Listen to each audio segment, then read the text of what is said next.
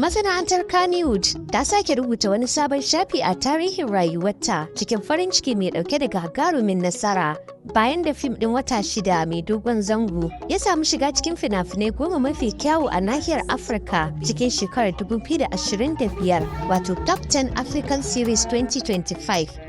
Abin da ya sa aka shirya gagarumin biki da nuna farin cikin samun wannan nasara tare da nuna yadda fina-finan Hausa ke bunƙasa da samun karɓuwa a idon duniya. Dan masana'antar da dama sun samu halartar bikin tare da nuna farin cikinsu. Sunana Adamu, ragon da gajoji suke gogon kuma dadi hikima abale sanda. Yawwa wannan gadin kuma ragona Lailu, amma ba bana magana. Ban taba cewa bara aka gama fim din aka kammala. So taron da muke a nan dai shine taro ne na wata nasara da aka samu. Wata shida yana daga cikin movies da Allah ya ba su wata nasara da ɗaukaka in the whole Africa. Yana daga cikin top 10 movies da aka fi searching on YouTube Google. So wannan kin ga ba karamar nasara bace, wacce nasara ce ta gaba ɗayan Kannywood, ba wai ta mai wata shida ko masu wata shida ba. Nasara ce ta mu gaba ɗaya.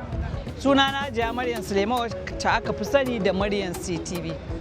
To alhamdulillah wata shida gaskiya fim ne da ya karɓo a duniya, ba ma wai iya Najeriya ba. Amma kuma lokacin da za a fara wata shida, da ni za a fara wata shida. To sakamakon na samu matsala na hannu na tafiya mai, suka kira ni na ce musu wallahi na tafi gyaran hannu na ya mai, sai suka ce ba damuwa. To da yake komai in Allah ya ce sai kayi sai kayi. To bayan na dawo ne sai aka kira ni kuma na fito a wani rol a cikin wata shida.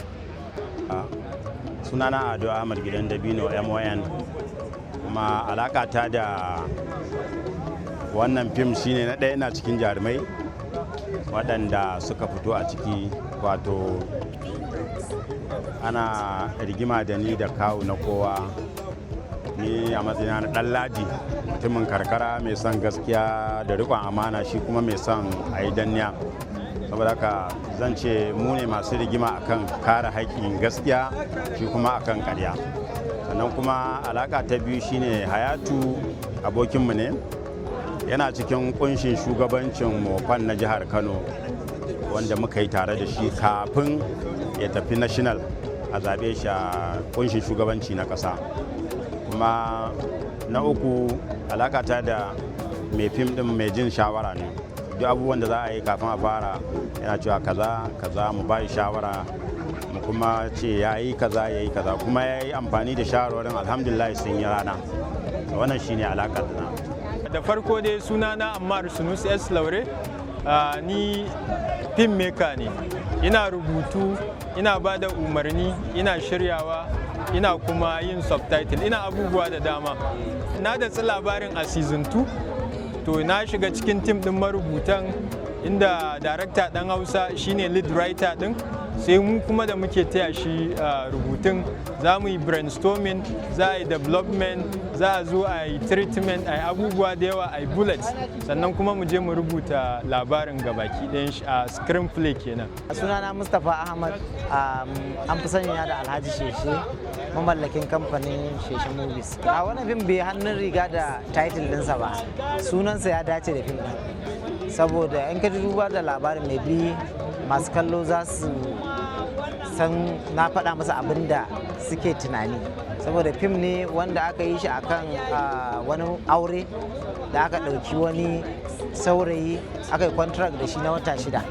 To wata shida kuwa kin ga ya fito a cikin fim ɗin. Tun da muka koma kan YouTube, ni na san za mu je inda muke dreaming ɗin zuwa.